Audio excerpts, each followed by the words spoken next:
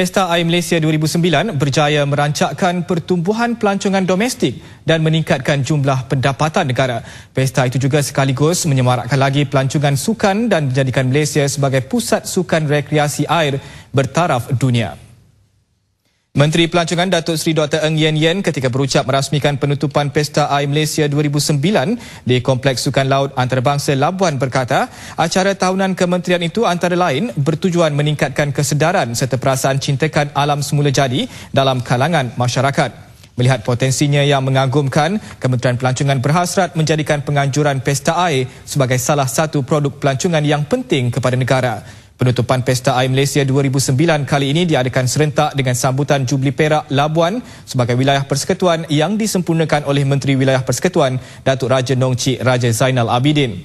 Berucap pada majlis yang sama, Datuk Raja Nong Chik memberi jaminan kementeriannya komited untuk memastikan pembangunan Labuan seiring dengan pembangunan Putrajaya dan Kuala Lumpur.